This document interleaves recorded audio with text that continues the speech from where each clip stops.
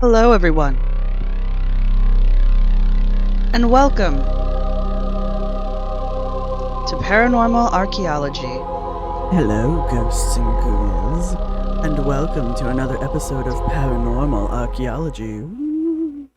And today we are continuing watching the third episode of BuzzFeed Unsolved Supernatural, which is 3 horrifying cases of ghosts and demons. We've already watched the first part of this, where they went to the Winchester Mystery House. And today, I think we're going to the Island of the Dolls. I want to try to knock out the rest of this episode in one episode of us, so that this is only a twofer, if that makes sense. And the reason for that being, I don't think there's another episode, or it's a little while down the road before they do another episode where they go to multiple locations in a single show. Normally they just go to one location.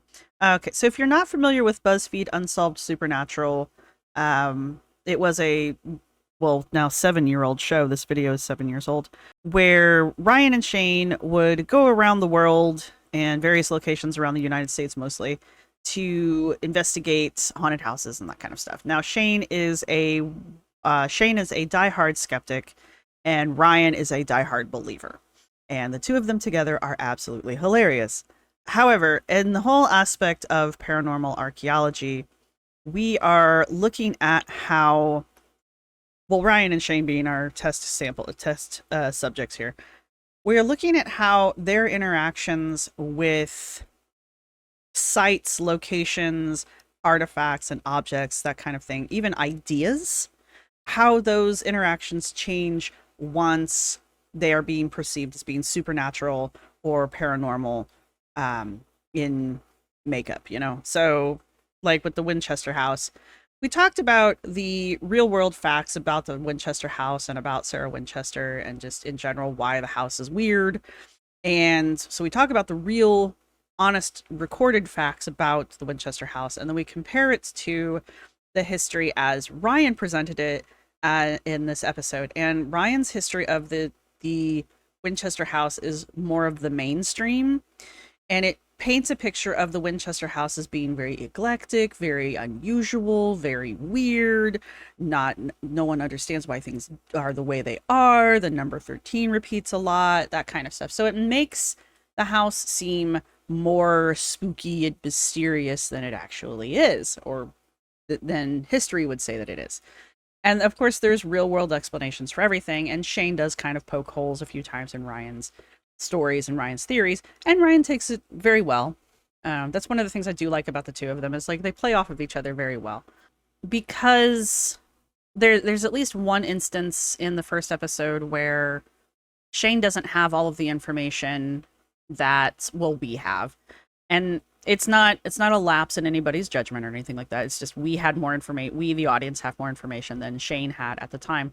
But Shane drew conclusions based off of what he understood to be the facts at the time. And he, I just wonder if if he had known more about Sarah Winchester's background in architecture and landscaping, and the fact that she did know enough to draw up plans for her house to be built. Like, it is entirely possible that she knew exactly what she was doing the entire time. Like, would his opinion have changed, and would he have not thought that she was just some kind of like eclectic recluse, which she was and was not at the same time? But there are a lot of people who left comments in after that video who are like, yeah, the house is totally haunted. And there are a lot of people who are like, yeah, I've been there and never experienced anything. So it really does change how we interact with the Winchester house, even us, the audience, as to how we have been, what information we've been given, and how we perceive the house overall. Like, if even I do not believe that the Winchester house is haunted, because I don't believe that kind of stuff. So but why in God's name would I want to go to the Winchester house for any other reason other than I want to go to a haunted location, right? Now, I, as an archaeologist, would enjoy going to the Winchester house because of Sarah Winchester's place in history, and she is connected to the Winchesters, the Winchester Rifle Company and that kind of stuff. But again, we went over the timeline for that and, the holes in the storyline for that one. But it's still a historical site. However, Sarah Winchester's house is not that abnormal for houses from that era, especially from like the super rich from that time, right? So, but we, the modern audience, do not know that because houses like hers do not survive that long, usually. But Sarah Winchester's house has survived because it has been taken care of. And one of the main reasons it's been taken care of is because it's become kind of a tourist trap. And, I'm not trying to like take away from it. It's a money maker, and that's why the house gets preserved, which is good in my opinion, because the house is spectacular and fabulous and should be preserved for historical reasons.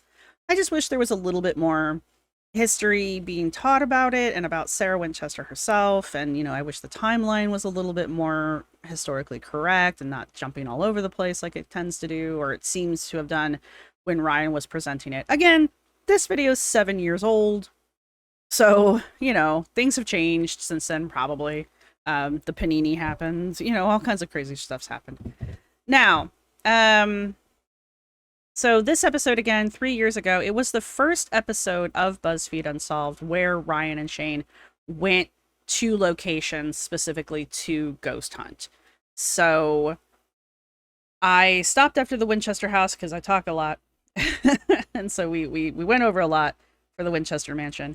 I don't know as much about the Island of the Dolls that we're getting ready to go to, but I'm going to spend more time focusing on Ryan and Shane's behavior and maybe their interactions with stuff. I do know that they have a third investigator who meets them there. I think he's more of a local. He is considered by the fandom, and there's a huge fandom. I'm one of them. He's considered by the fandom as being one of the more interesting guests that they've ever had on the show. So all of that being said, I just want to say thank you to everybody who's been subscribing to the YouTube channel and to the podcast. I hope you guys are enjoying the show. Please don't forget to like and possibly subscribe and share these episodes around. That would be fabulous. Yes, I am e-begging. So that would be great.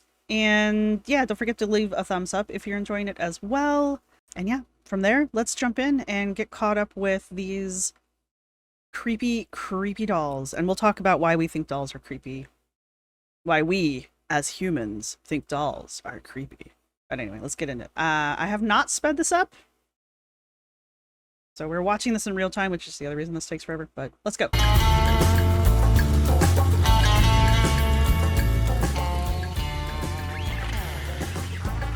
So we're in Mexico, so that's pretty cool.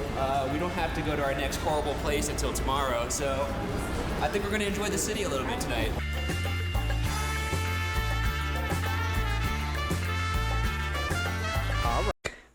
The tiniest little bite of whatever the hell it was he was eating. All right. I don't know if this is a sign, but I'm in the bathroom at this bar, and this mirror literally has blood dripping from it. But I'm gonna go order another beer, so we're good. Salud. Alright, just the tiniest bit of a hiccup there due to the new camera.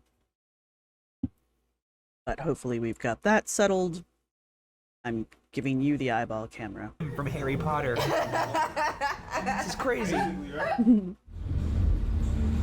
Mexico City is such a nice city. Yeah, it is. Shame we're on our way to a nightmare. You're on your way to a nightmare. I'm on my way to a nice retreat. Okay, we'll see. I like how worked up Ryan gets. Ryan is his own worst enemy. Ryan psychs himself up to the point where he's like freaked out by the time he even gets to the places they go to.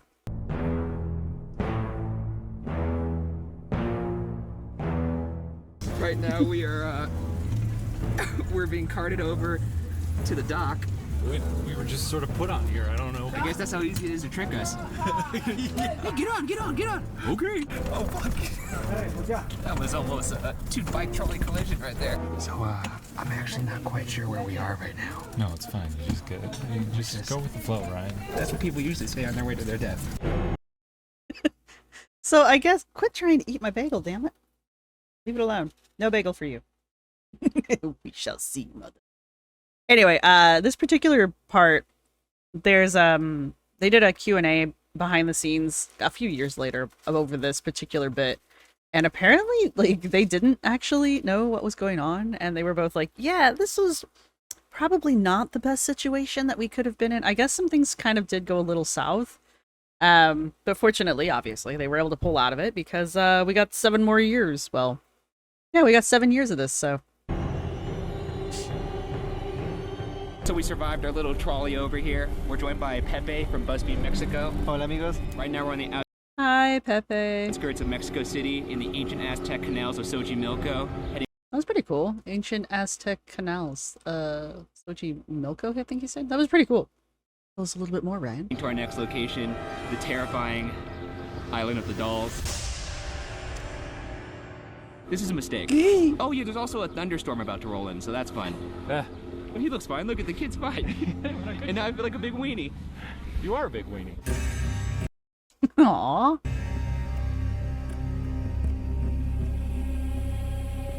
It's been said that people don't like these canals due to the bad energy. Those who navigate the canals claim the dolls lured them to the island. One Trajanera operator claims that he was even possessed for multiple days when approaching the island. He's saying his boat operator told him that he was possessed. I'm going to turn the closed captions on for a little while, just so that we can fully hear. Well, so that if you're watching, so you can fully see what Ryan's saying, and it helps me a little bit.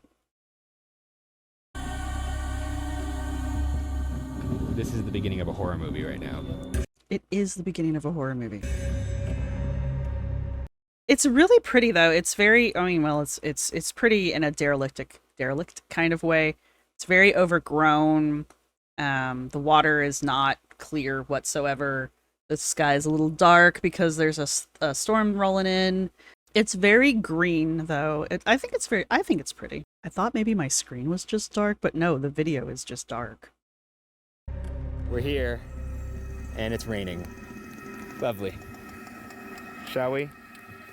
Yep. Boy, even Shane doesn't want to be here. All right.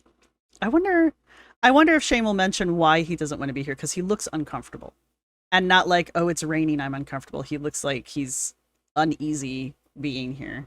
And Shane does not believe in the paranormal, so. Go. You will go first. Oh, I go first? All right. Okay. It's an ominous cloud in the sky. Some very atmospheric thunder.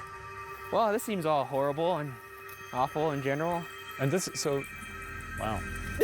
Someone committed their life to this. Oh, there's spiders everywhere, so that's nice.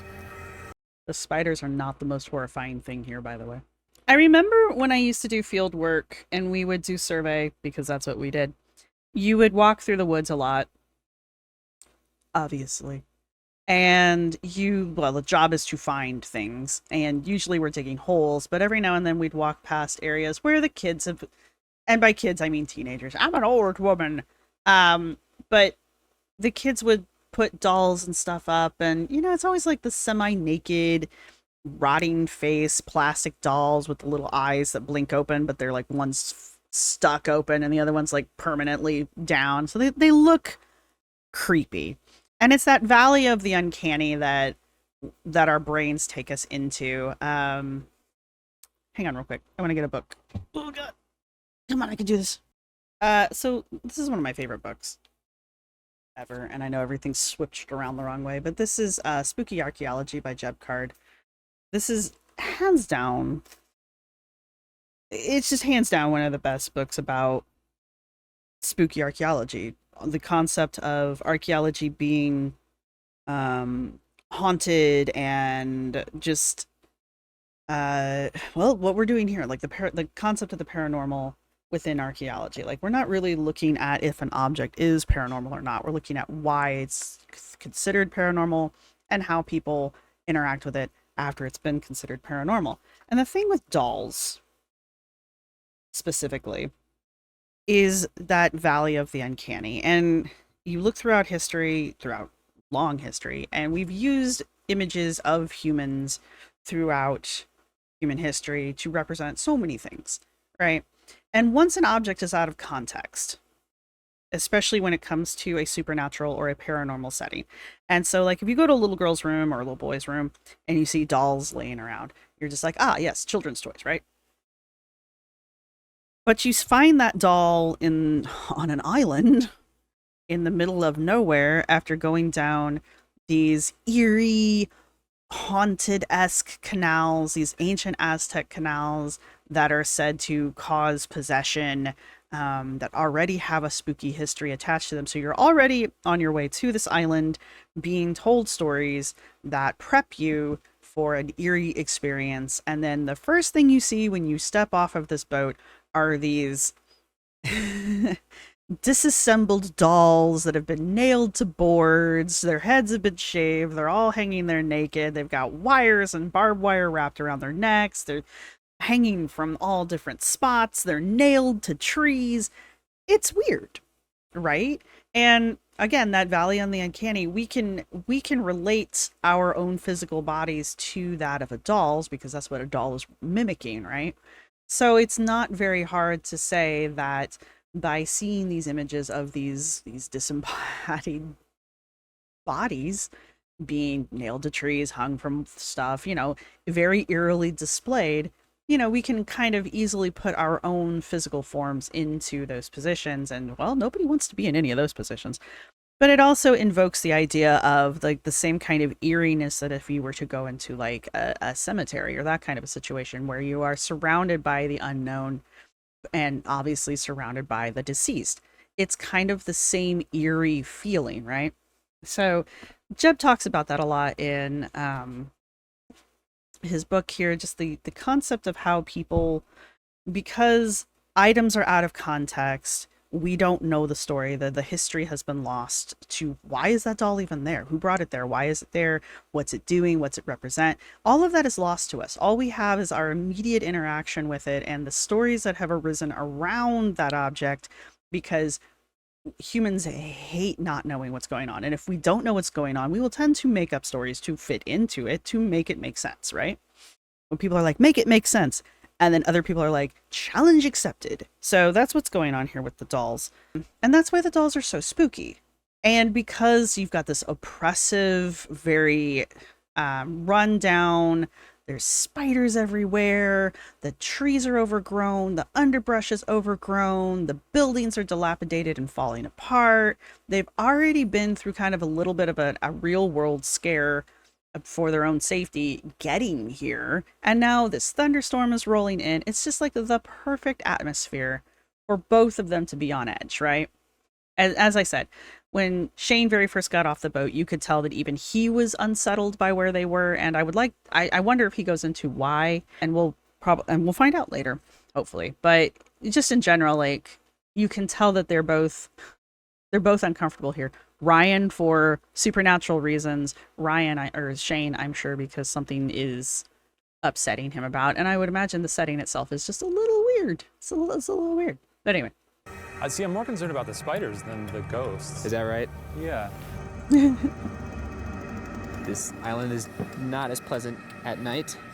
And they're insisting on being here at night, which is only going to add to the atmosphere, right? So Pepe, you're telling me you don't come here every weekend? Yeah, where is Pepe? No, this is not one of my favorite places. In the 1950s in Mexico, Don Julian Santana Barrera was persecuted for being overzealous in his religious beliefs. After that, for reasons unclear, Julian abandoned his wife and child and moved to the island we're at tonight in the Xochimilco canals in the outskirts of Mexico City. The island we're sitting on is a chinampa, a man-made floating garden engineered by the Aztecs centuries ago. Ooh, that's kind of cool. Dope. I'm sure they'd be thrilled with what it's become. Yeah, you think this is what they had in mind? Oh yeah, definitely. Oh, monkey. Oh, Monkey? okay. No, I thought I got bit in the ass cheeks by a spider. There's a lot of spiders here. They're huge. Julian lived on It's the little moments where they like cut out of this stuff and you're just like, it's just funny to me. Yeah, they're huge here. I got bit on the butt by a spider. this island in isolation, and the story goes that he discovered the body of a young girl off the shore of the island. Julian was reportedly overcome with grief due to the fact that he could not save this little girl. Legend has it that shortly after her body emerged, a doll appeared where her body was. I don't even know how deep this water is. Well, I mean, you could Like, if get someone were to drown in this, I feel like you could get that stick and measure it. I mean, that's how it used to be done. Also, you can drown in like 2 inches of water if you're really determined. So it looks like it's shallow, but I guess it's deceiving. Ah, this place is creepy. Yep. Oh, look, a teddy bear. Oh, fuck, a spider.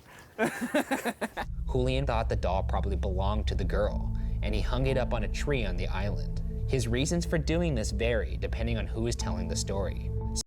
these are typically this is typically how you know the story's a little off, right? You know that people have contributed their own 2 cents to the story, right? When you have multiple theories and there's no like definitive like XYZ kind of a thing, right? It does make it more interesting because now you kind of have like a choose your own adventure going on. Some believe he did this to honor the little girl's spirit. Others believe he did this to appease the spirit and protect himself and the island. Another variation is that Julian hung the doll to protect the girl's spirit from demons in the afterlife. Whatever the reason is, the girl's existence has never been officially confirmed. Okay. Wait, the dead girl The wasn't dead there? girl was not Well, confirmed. what happened to her body? I don't know. This is a long time ago. What did he do It's with I don't know. We're in the canals of Mexico. This is like, I don't know how things work. Is that how things It was work? the 1950s. Probably spiders hate her. However, Julian didn't stop at one doll. Instead, he began to amass perhaps the creepiest collection in the history of collections. Perhaps he felt the more dolls he hung up, the more protected he would be from the spirit. He'd get along well with old Sarah Winchester. One could say that. He has a lifelong mission to appease the ghosts. I think it's more a protection thing. He just doesn't want all to right. die. He is wearing a Kevlar vest in that case. He would hunt for the lost dolls from the canals and trash near the island, stringing them up in whatever dilapidated condition he found them. And as his island grew, so did the island's reputation, drawing new visitors that would trade dolls for produce grown on the island, consequently creating an extraordinarily bizarre barter system. He probably the dolls. Can I say that? Oh, I thought you would have like some respect for this place, but Nope, went in straight with the dolls. I'm with Pepe on this. This is getting way off track. Sorry, okay. The compulsion to collect and hang these dolls was so extreme that those close to him believed he was driven by an unseen force that changed him forever. A force that many believe was the spirit of the young girl, haunting or perhaps possessing him to hang the dolls for 50 straight years in isolation on this island. I think it's interesting that I'm not trying to say anything in particular because I know someone's going to run with it, but it's interesting that Pepe took such a aggressive stance on the purposes of the dolls because he didn't sound, I mean, he sounded like he definitely sounded like he was kind of disturbed in it. Don't get me wrong, this is disturbing. I would be disturbed. It's weird. And some of these dolls are, well, they're terrifying. I don't know how else to put that. And of course, being out of context and out of place, it just adds to it. You know, all the things we talked about earlier. I just think it's interesting that Pepe was the one that had like the most aggressive stance about the dolls. And the other two were just kind of like, oh, all right, well, I don't think there's anything to maybe lead to that conclusion, but... Though he initially seemed to hang the dolls out of respect and a desire for protection, close friends claim that Julian eventually began to believe the dolls were possessed. Anytime I get even remotely spooked, I just look to the monkey with the sunglasses. Let's get a great shot of that thing. Those 50 years bring us to 2001, when the collecting of dolls came to an abrupt end. Julian's nephew, Anastasio, came to the island to help Julian plant pumpkins. According to Anastasio, he left to work on the garden, and when he returned, he discovered the body of his uncle floating in the canal. What's notably chilling is the fact that Julian's body was found drowned in the same spot the girl was found. But they never confirmed the girl, so how would they know it was the same spot? This is where it went down. This is where he drowned right here. Cool. Anastasio, who moved to the island after Julian's death, claims the dolls, quote, move their heads and whisper to each other, end quote. They've got dolls that piss themselves. I mean, do you think these dolls look like they have remotely any kind of technological capability? There was a Mickey Mouse over there with a little pull string. Did it work? I don't know, I didn't touch it. I feel like you touched it. Hi, kids. I didn't touch it.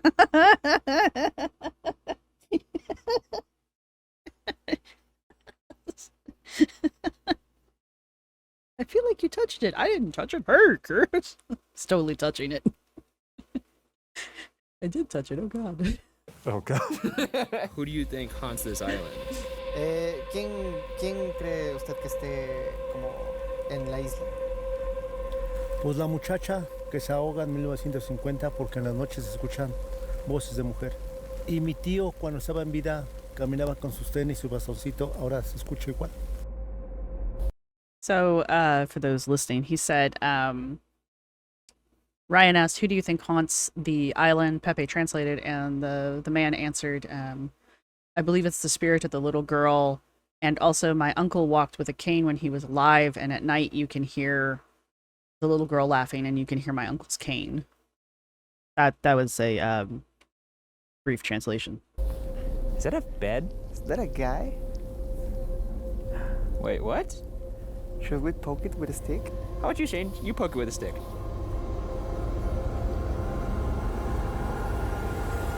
Well, there's no one there. Is this a dream come true for you, Ryan?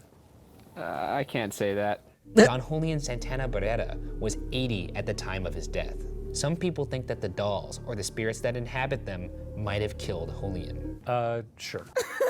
If that's what it's going to take to get us out of here, then yes, I believe in all of this. Put it on Wikipedia and let's leave. But to finish this off, let's visit the area that has the most hidden activity on the island. I think it's interesting that Shane is so uncomfortable here. I would like to know why. It's a shrine that Julian built inside a shed for his favorite dolls, including the original doll that Julian found all those years ago. This is the shed where he kept his shrine. And there's candles inside, great. I did bring a little doll of my own.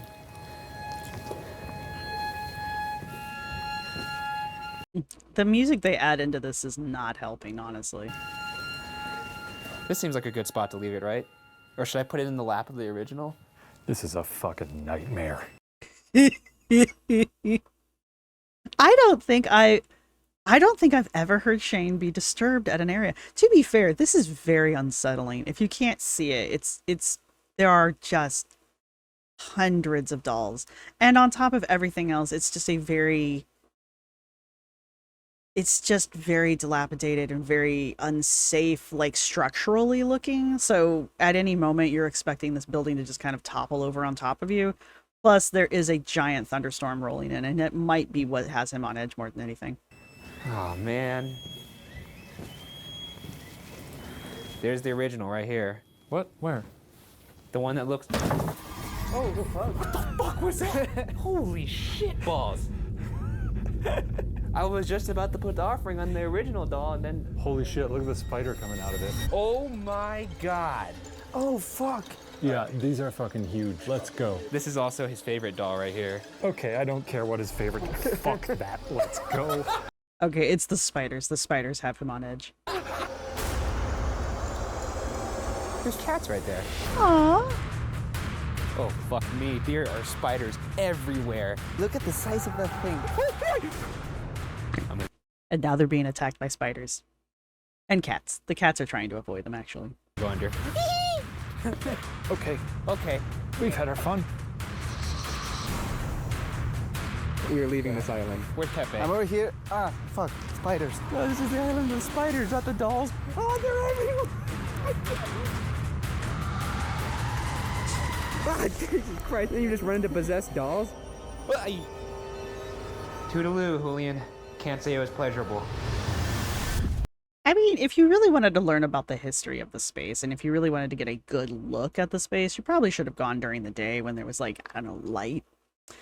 As opposed to going at night when A, spiders are going to be a little bit more active, and B, you're bound to scare the living bejeebus out of yourself. Now, it sounds like the spiders, just the overall atmosphere were what was really getting to Shane. Ryan was having a good time that Shane was spooked because we don't really ever see Shane get spooked, so that was pretty funny. But you could tell that both Ryan and Julio were both, or not Julio was the other guy. Ryan and Pepe were both a little unsettled by the concept of the dolls in general. And Ryan was doing, this is the beginning of what Ryan will do throughout the different investigations, where he'll typically bring like a little token or a little offering to leave, especially once they start doing like the seances. I don't remember how long they did those for, but they tried for a while there to do like little Ouija boards and candle gazing and that kind of stuff, little seance-y kind of things. And Ryan would routinely bring like an offering of some variety, usually like a food item or something modern, but an attempt, kind of like with the little doll that he brought. You know, he was bringing it as an offering to the other dolls, to Julio maybe, or Julian. So that's something that is something I've always respected from Ryan. Even when he's terrified of going places, he typically tries to be respectful, which I think is kind of nice. Whether you believe in ghosts or not, he does, and he's trying to be respectful to the spirits of the areas he's going to, which in general makes you respectful of the areas you're going to. So we can argue about that later, though.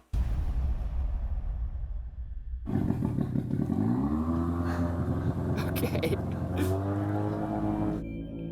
In the end, Julian was remembered as a nice and welcoming man, but the mystery of his eventual death remains. Was it the result of his own compulsive behavior? Or was it the result of the spirit that he claimed haunted him for the last 50+ years of his life? For now, and perhaps forever, the case remains unsolved. I like spiders. I think spiders are good. I think they're a great little insect or arachnid. But fuck everything about that place. I would love to bring Father Thomas to this island. I don't think Father Thomas would be that down. I don't think he would. What makes you think that? Well, because I don't know if you could exorcise spiders away. Yeah.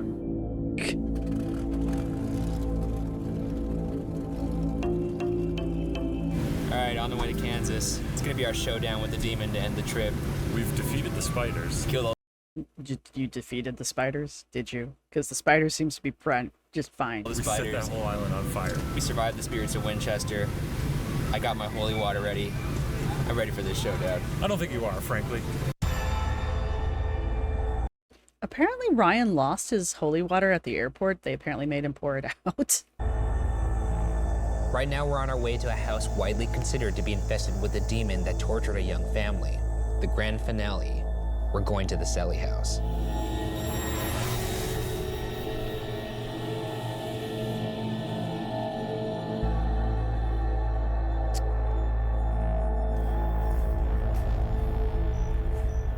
Everyone thinks feeling energy is bullshit, but you don't feel strange at all? Not even a little bit? No, not really. Ryan's always feeling things, which is fine. So according to the Kansas tourism website, the Sally House is... Let's see, the Sally House has been touted as being the most haunted house in the United States. This unassuming looking home should be at the top of your list of haunted houses in Axton, Kansas. The house was built between 1876 and 1871 by Michael C. Finney. And it's like a little shotgun row house. It looks like it might be 2 stories, maybe not. Might be a story and a half kind of a thing. It's got a front porch, kind of white. It's slat boards. I don't know what you want to call this. I am not an architect. The house is named after a young girl named Sally, who is said to be the ghostly presence haunting the residents. According to local lore, Sally never actually lived in the house, but died there after a failed operation for appendicitis. The home once belonged to an Acton physician, I think that's Acton, physician who had an office and examining room on the first floor. The paranormal activity that made the Sally house famous started in 1993 when Tony Pickman and his wife Deborah rented the house and moved in. The young couple was expecting their first child, and it wasn't long before they noticed strange, sometimes ominous things happening in the house. So if you want to visit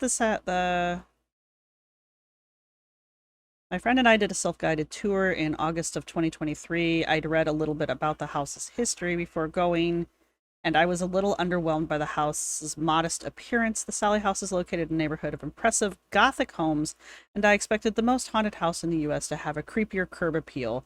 On our drive-through, though, we observed the stately Victorian mansions with towers and Juliet balconies that fit into my idea of a haunted house. The Sally house was ordinary in comparison. It is a very plain house, but that's okay. This is from the Wikipedia page. Multiple former tenants have alleged paranormal activity there. It has been especially reported by male residents and visitors, some of whom have claimed to have been scratched until they bled, which has led Sally to being dubbed the man-hating ghost.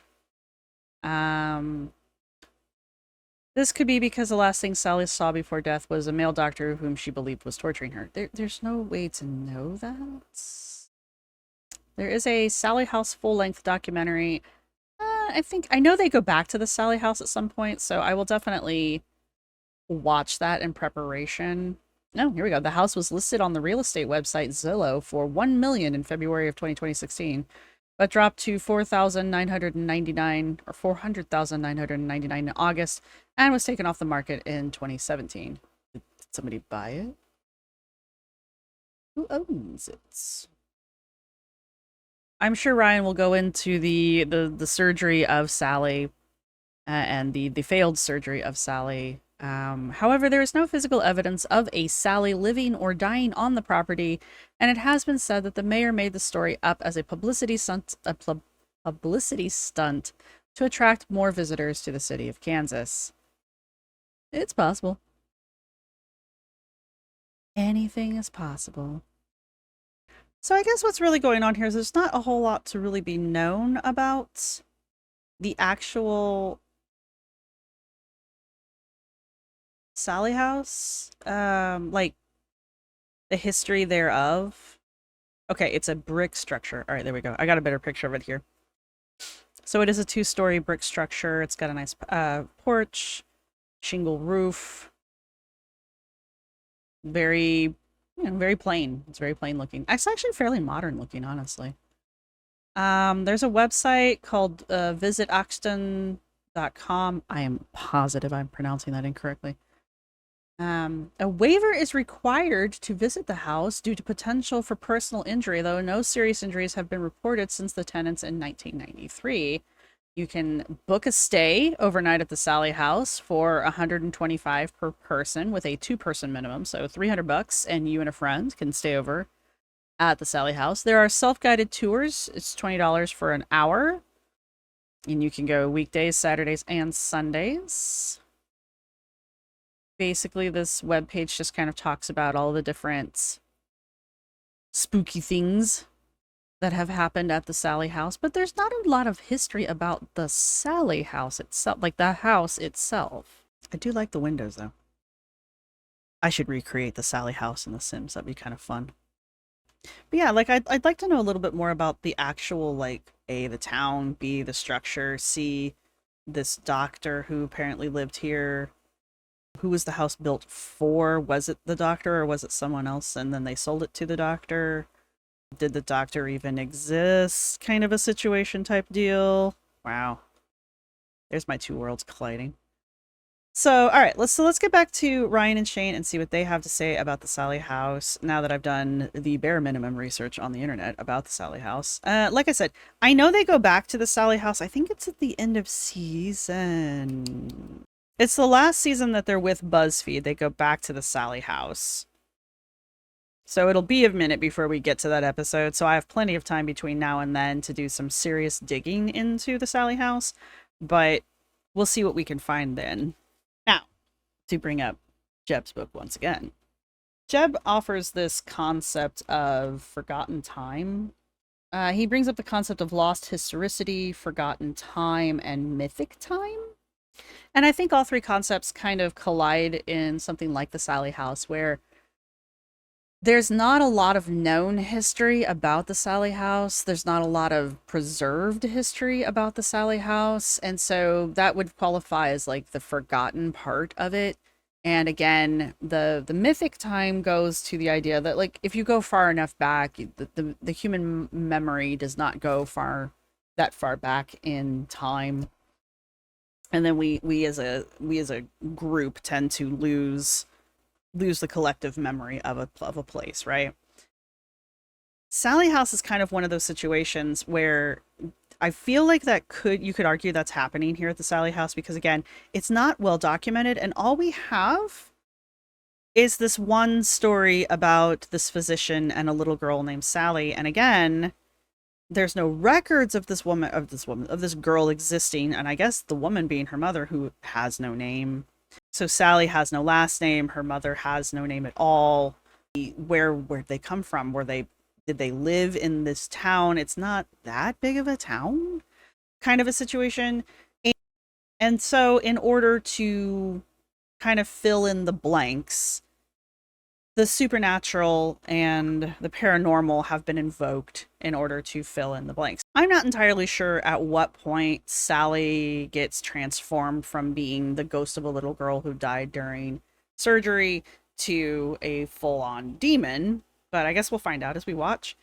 Now, because Ryan thinks that the girl is that the spirit in this house is a demon, Ryan is interacting with this particular ghost differently than he interacts with other ghosts. So he is particularly terrified of Sally because he thinks Sally's a demon.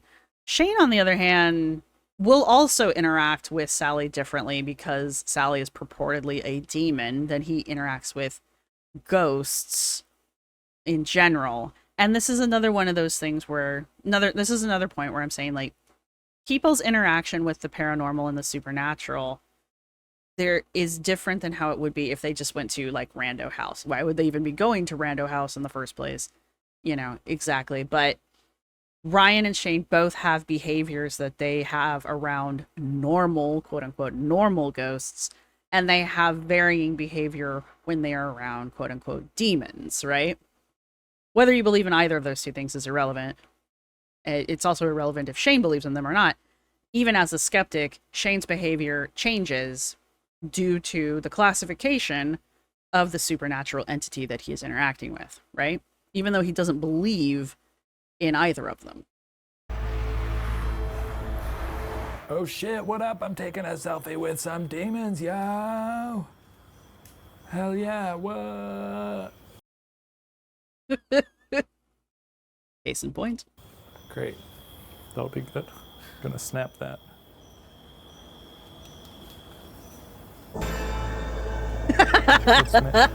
You're insufferable. I'm just working myself up to it, you know. Sure. Are you alright, man? Let's get in there. Yeah, I know. I'm just gonna get the fucking holy water. Okay. Okay. Joke on how you want. And don't ask me for some later. I won't. I think this is the first occasion where they use the flashlight trick as well, so we'll talk about that when we get to it. All they need is some WD-40, and that will... Sure. You're really selling it, huh? Little baby. Man, this is nice. You know what a place like this would cost in Los Angeles? It's an arm and a leg. Let's just tell the story of this house. How about that? Ryan, don't look over here. There's a little stuffed animal. Don't Right now, we're sitting in the living room. For those of you at home, this little bottle of water sitting on the counter next to Ryan, or sitting on this, actually, my grandparents used to have that exact same side table. Anyway, this little bottle of water sitting next to Ryan is his bottle of holy water. If you were here for the first part of this episode, which was the Winchester house, they went and spoke with a man named Father Thomas before, who they refer to throughout this episode. And he blessed this bottle of water for Ryan because he knew he was coming to the Sally house. They were also given some advice on what not to do around demons, to which both of them are going to do all of the things they were told not to do. Of the Sally house, our sleeping bags are right there. How did they talk him into sleeping here? Because we foolishly This early in the series. plan on sleeping here for some stupid reason. I've lived my life by one adage, and that's don't fuck with demons. It's an adventure. I just love seeing you squirm. Let's just get into why Okay, this house is. Tell your spooky story. Located at 508 North 2nd Street in Atchison, Kansas, the Sally House is the ultimate haunted house and widely considered to be one of the most haunted places in America. Built between 1867 and 1871, this house has had 3 deaths inside its walls. Michael Finney in 1872, William True in 1918, and Agnes True in 1939. But while the deaths have perhaps added to the house's ghostly inhabitants, Now see, that's interesting because I didn't find any of that information on my, 2-second tour of the internet, so. the real evil comes from something much different.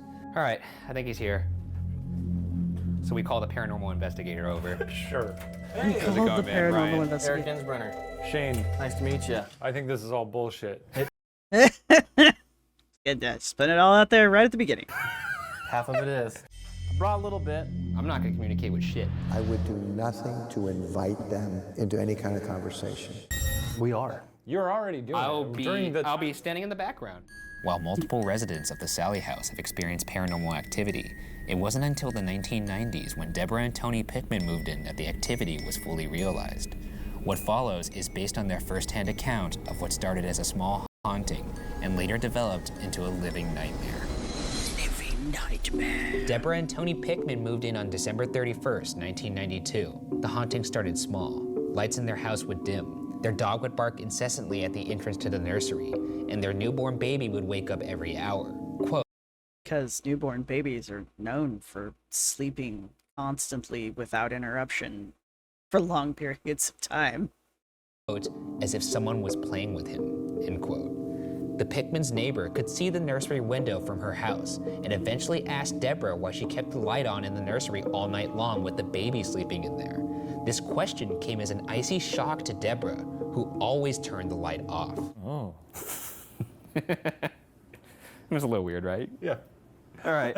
Anyways, Things got especially weird on July 14th, 1993, when Deborah, Tony, and her sister Karen discovered all the stuffed animals in the nursery organized into a neat circle back to back in the middle of the room on the floor.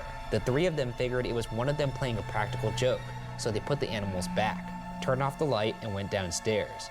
To their horror, when they returned, not only was the light on, but a bear was knocked off its chair and laying on its back on the ground. We better get out of this house. Somebody knocked our little bear out of his little wicker chair. you're telling me you wouldn't be unnerved by going upstairs and seeing a bunch of stuffed animals organized into a little cult circle when no one did it? So I don't know. After that, like anybody would, they I don't know. packed up some stuff, took their baby, and left the house to stay with Tony's parents. Did they bring the bear? I don't believe they brought the bear. I mean, I can't imagine they would bring the bear. While they were leaving the house, Tony felt a sharp sting in his back.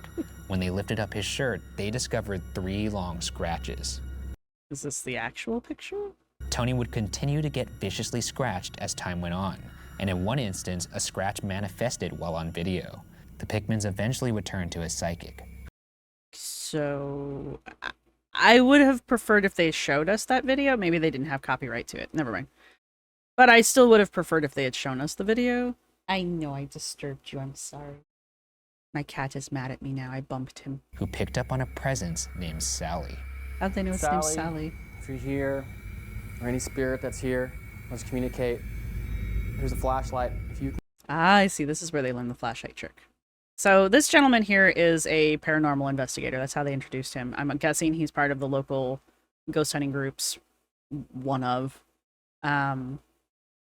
So he's teaching them the flashlight trick. Now, they use the flashlight communication trick throughout most of their investigations for the rest of their years. They still, I think, were using it in their... eventually, this BuzzFeed... the Shane and Ryan break away from BuzzFeed, and they open up a channel called Watcher, and they start doing the ghost files on Watcher, and they still use the flashlight trick in the ghost files, so... turn the flashlight on, let us know you're here. That'd be great.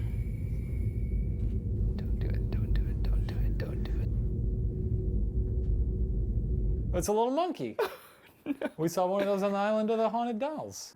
But is he wearing sunglasses and a hat? According to Deborah Pickman, on the morning of October 31st, 1993, Tony went to grab a glass of orange juice in the kitchen.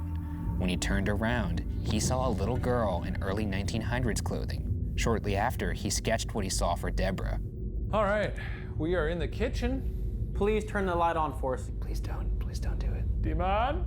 Stop calling it that. Demon! Stop it, stop talking to it. No, I just want to talk to the demons. We met a pal named Father Thomas. He told us not to talk to you, but I think you guys are swell. I would do nothing to invite them to somehow show themselves or taunt them in any way. As I said, they are going to proceed to go down the checklist of doing all of the things that Father Thomas told them not to do. If you like the guy staying here, turn the light on.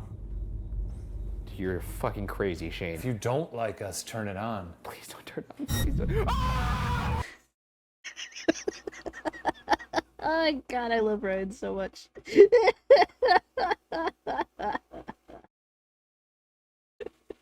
Look at Shane's face. Oh my God, he is truly evil incarnate. Oh my goodness. Ryan.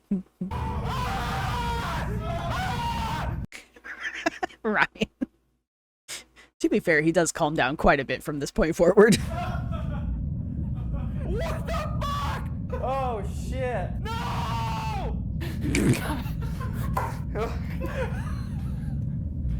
Where's my holy water?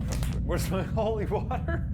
If you actually don't like us, please just turn it on. I don't think they have the power to turn it back on again, frankly. I really think they don't. Ryan. That thing could have gone off like 2 hours from now and he still would have freaked out about it. Are you fucking kidding me? What the? Keep in mind, we have to spend the night here. Please turn the light off for us, spirits. Don't you fucking do it. Turn it all the way off. Thank you. Oh, Fuck, don't. Oh my god. What please is- try. Oh my god. Poor Ryan, he's like dying inside. It's amazing. We should never have talked to it. Poor Ryan. Excuse me, I need a minute. You should have never talked to it, dude. It's been a really long time since I've seen this episode. I forgot how bad he takes this. That's a car going by. It's okay. No, that's the fucking flashlight rolling in the background. Look, it's coming back. Oh, yeah, it is.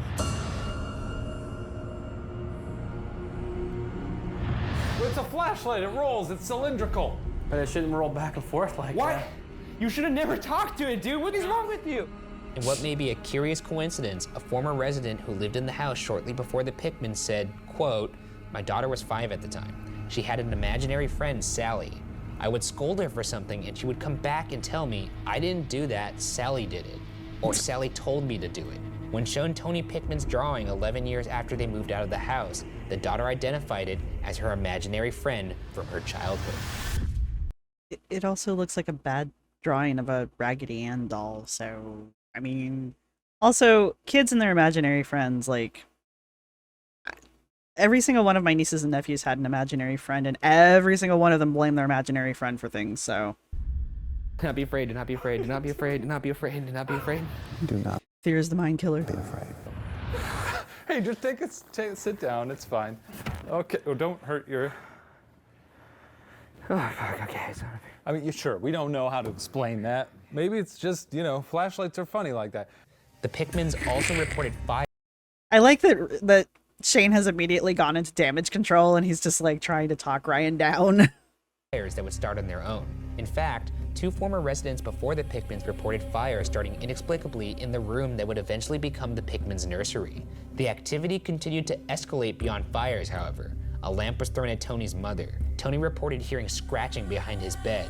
Quote, "almost like you had an animal digging to get out of the wall," end quote. And in one instance, Sally appeared in the room and grabbed Tony's wrist, burning dark red finger marks into his arm. At this point, Tony believed, quote, "we're dealing with something way beyond a little girl," end quote, and begged to leave the house. Yet Deborah, who at this point never witnessed anything alarming, didn't share the same desire. Your husband has scratches manifesting on his body out of nowhere, red fingers burning into his flesh. There's multiple fires being set in your house, and your mother-in-law or your mother, I can't remember which, says that a lamp got thrown at her head. Do you really need to, like, eyewitness see the little girl manifest in order to be like, hey, maybe I should do something? Like, I mean, whatevs, but to each their own. Now, okay, going back to discussing, elements of paranormal archaeology and the whole concept of, people interacting with things differently once it's considered paranormal. The flashlight is very important to this discussion because it's just a mag light, right? But the paranormal investigator, his name is Eric, he tells them that this ghost will be able to communicate with them through the flashlight. And later on, Ryan and Shane explain how the flashlight thing's done, where basically they kind of turn it so that it's almost, the head of the mag light's almost disconnected from the body of it. So there's like a very faint connection going on. But because the connection is very volatile, I guess is a good word for it, it flickers on and off on its own, right? The flashlight will flicker on and off on its own. However, what the investigators believe is that if you ask a question and you get a near immediate answer, in either the flashlight turning on or off, then that means that the spirits are touching the flashlight in order to, finish the connection and turn either the flashlight on or off, right? They're not physically actually clicking the flashlight on and off. And that's why you saw the light of the flashlight fading and brightening up like that, is because of the way that it's being set up, right? Now, Ryan is convinced that any interaction with that flashlight is a spirit interacting with the flashlight. And Ryan also believes that the spirit that's in this house is a demon, which he'll get to here in a bit. Shane does not believe in the spirits, in the ghosts or the demons, and you can tell by the way that his bravado, right? His bravado is coming off. He's doing everything Father Thomas told him not to do. He's taunting them. He's not quite being disrespectful yet. I think he gets a lot more disrespectful later. But even he has when in these interactions, if you can see on the videos, he walks over and speaks to the flashlight. He's not talking to the air. He speaks directly to the flashlight. Now, unless you're like me and you're cursing your flashlight out because it's not turning on when you want it to, most people don't talk to inanimate objects, right? But even Shane is internalizing that this object, this flashlight, has become more than just a mag light. It has become a conduit between himself and the spiritual world. Whether he believes in it or not, he is talking to the flashlight as his mouthpiece to the spiritual world. And this is not a behavior that he would demonstrate normally, I would argue, at any other point, right? Unless you're like, stupid flashlight, why are your batteries dead, kind of a thing. Ryan also addresses the flashlight directly, spends time hyper-focused on the flashlight, because he sees it, again, as a conduit between himself and the spiritual realm. So this, I think, is the most interesting example of how normal interactions with an object change once it's determined to be part of whatever spiritual realm, right? Anyway, let's keep going. This was the 90s. People had, like, video recorders, you know. I mean, the scratches all happen on camera, but here's the thing. This is what I fucking love about, like, paranormal evidence. People are always clamoring for it, right? Like, where's the evidence? And then when the evidence finally is there, it's like, fake. Things eventually went beyond physical terror, however. Here's another quote from Tony. Quote, "It got to the point where when I was in the house, I could not think any happy thought. It was just strictly I wanted to hurt her. I was a whole different person. That something could come inside me and make me capable of doing that. It tears me up. As much as I hate to say it, I'd planned on slitting her throat." Jesus Christ! If you slit my throat tonight, I'm gonna have a hard time forgiving you for that.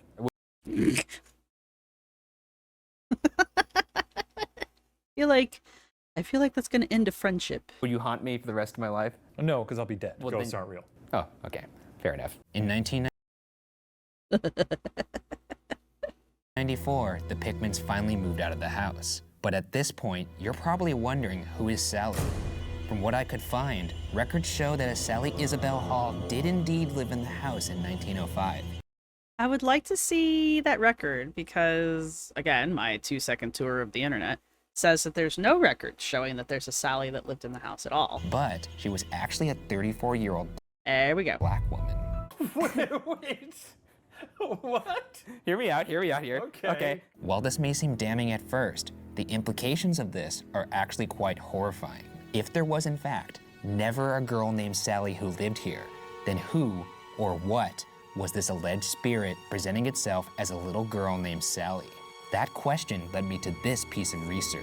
Sometimes, inhuman presences or demons will allegedly present themselves as humans that are physically flawed. Or in some cases, perhaps like this one, they may appear as children. That demon's racist. He was like, oh, there was a black lady who lived here? Wait a minute. No, I can't haunt with that. Well, demons... What about a little white girl? A little blonde one. I'll give her pigtails. Demons don't... Fuck that demon. He's whitewashing the history of this house. He's exactly what's wrong with Hollywood. Demons don't present Careful, Ryan. themselves as adults. That's what I was saying. They present themselves as Ever? No, This an sounds- entity, like an entity that's not human, it needs energy. It needs souls to feed off of. So if you need that, you wouldn't immediately come out with the horns. You come out with the little girl. That makes sense to me. Whatever. Demon's racist. I don't respect this demon. But what really suggests the presence of a demon is something that occurred in the basement well after the Pickmans left the house. A female tenant, her husband, and their children moved into the house and reported no paranormal activity. But on a surprise visit from landlord Les Smith, he allegedly discovered something terrifying in the basement. A large pentagram on the floor, an altar, a large black kettle, and a black robe. A pointy hat, a broomstick. Hey, man. 3 newts, This is a what he lizard tongue, eyeballs. That's what he found. Many believe that this female tenant was a Satan worshiper, performing Who is many? I need many described to me. What does many mean? What you doing, buddy? What do you think you're doing?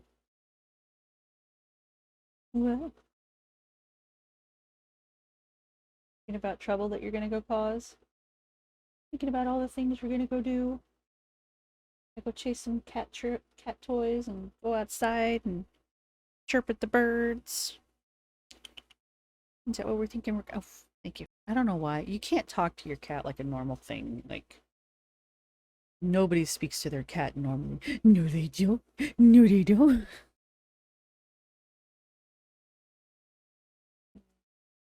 Ew. sacrificial rituals. To this day, there's a black mark on the floor where the alleged rituals took place. Consequently, many believe the demon lives in this basement, specifically in the hole in the back wall, which brings me back to something Father Thomas told us about demons. I was reading about something called infestation, where like a demon will just take hold of a house. So if that family was involved in a satanic cult and they were doing other kinds of rituals and spells that are part of the cult, it would not at all surprise me if there was something demonic still attached, because that's where that cult basically had a home. And it opened the portal there. Absolutely. This part's important, and again, nothing against Father Thomas, but like, he is priming Ryan for Ryan's greatest fears, basically, and telling him that the house is not only haunted, but infested by a demon because of the allegations that there might have been demon worshippers living in the house. Again, there's no hard evidence for any of this, though. I don't know many people who'd be walking up to you and be like, hey, I'm a demon cult worshiper. Like, because there are Satanists, and Satanists aren't necessarily what are being depicted here, even though a lot of people don't know that. That being said, Ryan is now primed for, and has been since they even got to this house, has been primed for the presence of a demon, right? Which is why the holy water is even there in the first place. The other thing that I talked about is this whole idea that basements kind of invoke the same kind of otherworldliness as caves do in the whole, like, human perception. It's that whole portal to the underworld, you know, gateway to an unknown realm, you know, hole into the darkness. Basements tend to be musty and dirty, and, well, this one that's unfinished is a giant-ass hole in the wall that seems to go through to another part of the basement. It's very strange. But, you know, basements are usually the least cared for part of the house in general, so they're already kind of spooky, kind of gross, kind of not someplace you want to spend too much time in the first place. Maybe even a little dangerous. You know, there's bugs down there and spiders and bats and all kinds of things, you know, hidden gas pockets or what have you. True story. So, you know, you've already got that kind of perception going for you. Now you're down in this basement in the middle of the night hunting a demon. You've already been prepped above stairs, being told that the spirit doesn't like you and doesn't want you there. It's just that interesting. It's just that hyping yourself up and getting yourself prepared for an even spookier experience. Now, again, Ryan is way primed. He believes in this stuff. He's here for it. Shane, on the other hand, is very much a skeptic. And even Shane is going to interact with this hole in the ground a little bit differently than I think he might interact with it if he was just like a guy who'd been asked to come look at a hole in the ground, right?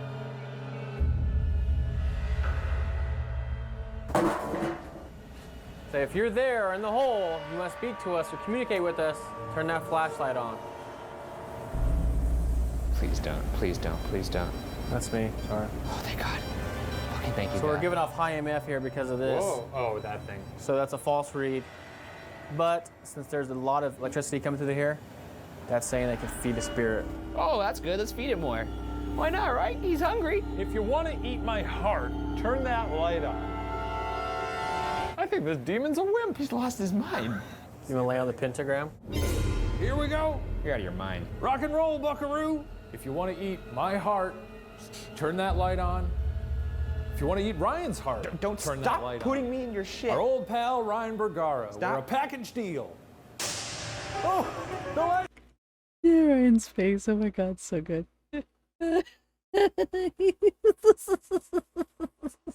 Poor Ryan. Poor Ryan. Why did he ever agree to come back to this house? Oh my god. Lights on, Ryan. Look at the lights. Demon, we got him. Jesus Christ. Turn it off for us, please. For Ryan's sake. Ah, no! Fuck this house, dude. Fuck this house so hard. Well, now we get to spend the night here. Here's a fun fact about sleeping here. One past resident described waking up to a, quote, grotesque and gaunt, dead-looking individual not only laying next to her, but staring at her, end quote.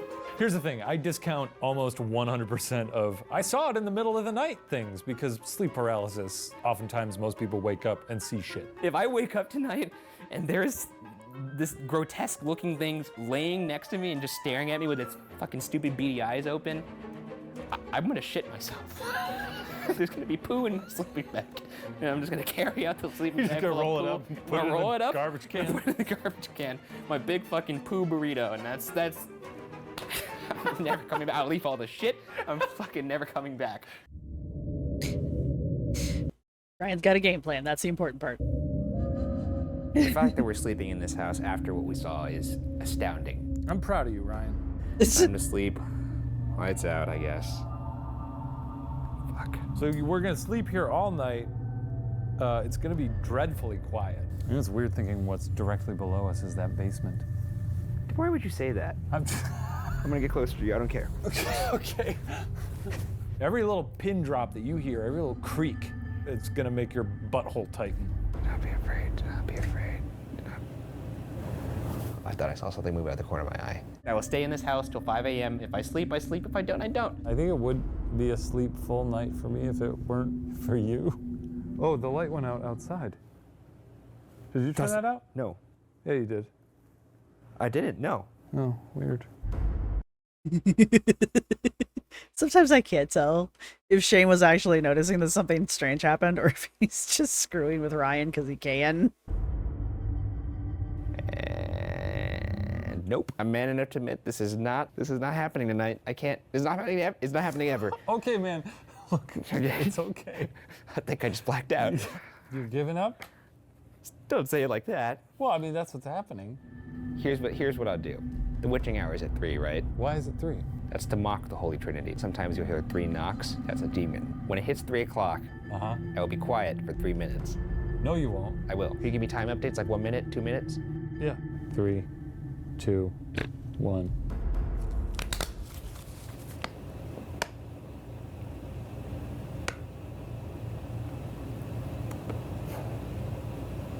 That's a minute.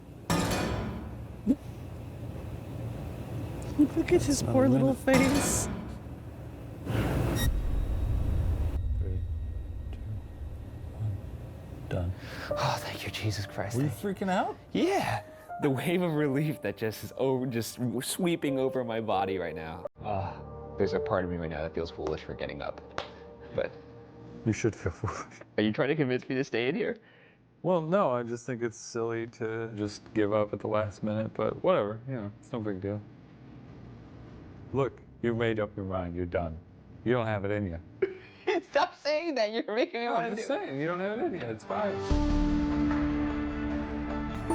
So Ryan was gonna, well, does Ryan leave? I think they stayed the whole night, didn't they?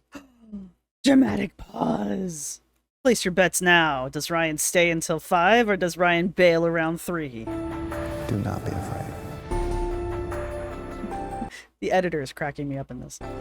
You're right. I don't have it in me. Yeah, let's go. Let's go. All right. Fuck you. I hope you're fucking looking at this now, motherfucker. Did you just call the demon a motherfucker? I don't give a shit now. I'm gone. I got my laptop, I got my holy water, I got the card that I need here. Peace out, bitch. Not even a single part of me feels bad about leaving. Go fuck yourself, Sally House. You were truly awful, and I hate you. Nothing happened. This is the part that I'm very confused about. They've had more activity at other places, like, I don't know, maybe that Island of the Dolls place. I wouldn't have stayed there. But, like, he is truly terrified to the point where he cannot stay in that house all night because of an interaction he had with the flashlight, right? So because the flashlight, again, the flashlight no longer just being a mag light, it has now become a conduit with the spiritual world. He's interacted with that to the point where he has convinced himself that he is interacting with a demon, and he is terrified to the point where he cannot stay. Shane, on the other hand, is just like, whatever. Now, would Shane even be wanting to stay in a house like this in the first place? No. And obviously that's kind of the whole point of the show. You know, these two are growing around together. I think it would have been more interesting if Shane had stayed in the house till 5. Even after Ryan left. But, you know, here's the thing about Shane and Ryan, especially Shane, is, like, he can tell when Ryan's, like, hitting his limit. And as much as he was, like, trying to kind of goad Ryan into staying the whole night, he was perfectly willing to go when Ryan had hit his limit. You know, and there was earlier in the episode, I think it was after the first flashlight session, Ryan was freaking out. And Shane had come over and sat down in the chair and was trying to talk Ryan down because he could tell that Ryan was, you know, pushing his limit there. That's the thing that I respect a lot about Shane. Like, he's still a skeptic. He's unwilling to take anything other than, like, perfect evidence. Can't blame him. But at the same time, he's mostly respectful about Ryan and Ryan's terror when it comes to ghosts and that kind of stuff. So I've always respected that about the two of them. Now, are they not beating the crap out of each other when the camera goes off? That I have no idea. Happiest moment of my life. I would think it'd be the most embarrassing, but... Nope, I'm pretty happy. There's the house. Cool. Fuck that house. Goodbye. In the end, it's up for debate on what haunts the Sally house. The Pikmin seem to believe it's a demon. And in my opinion, nothing I experience suggests otherwise. But as always, the answer will remain unsolved.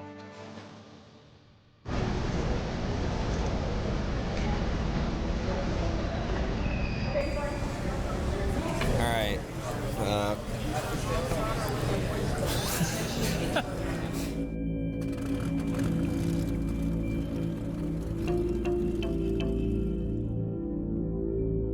3 days later. It's been a couple days. We've had some time to recuperate and actually get a gauge of what we saw or think we saw. Really a lot to process. You know, the first 2 locations I wasn't sure. My confidence was starting to waver, even at the last place till like about halfway through. But when that flashlight turned on, I think that's a proof positive. Ghosts and or demons are real. There's no other explanation for it. No, I just think it was a wonderful coincidence. And I'm glad it happened because we got to see you turn into a babbling mess.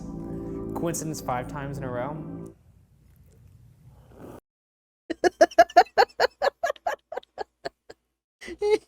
These two. I love him so much. He screwed the flashlight to right in between the on and off. Even if it's on the edge, like the very edge, it still needs just a little bit of a push. No, it doesn't. And you know who gave it that push? Casper the Friendly Ghost? Perhaps. Look, I'm happy to let you believe in this, because I think it's fun that you believe in it, because if we go to more places, it's going to be fun to watch you freak out some more, so great. We're never going to agree. Are demons and ghosts real? Can they influence people? Let's just call it unsolved. How about that? No, but we sure had fun. All right, let's get out of here. Well, we sure had fun. I gotta go. Finish my beer, actually. Yeah, finish your beer. Taking this with me, too.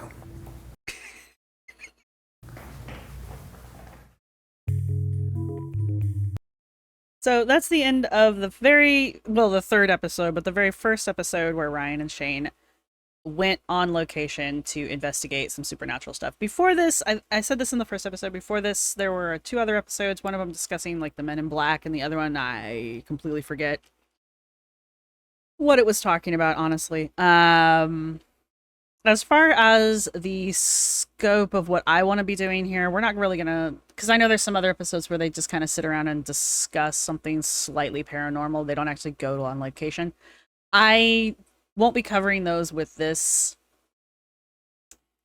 series. There we go, words that I'm doing here. I just want to look at when they start going to locations. And so this is the very first season of BuzzFeed Unsolved Supernatural.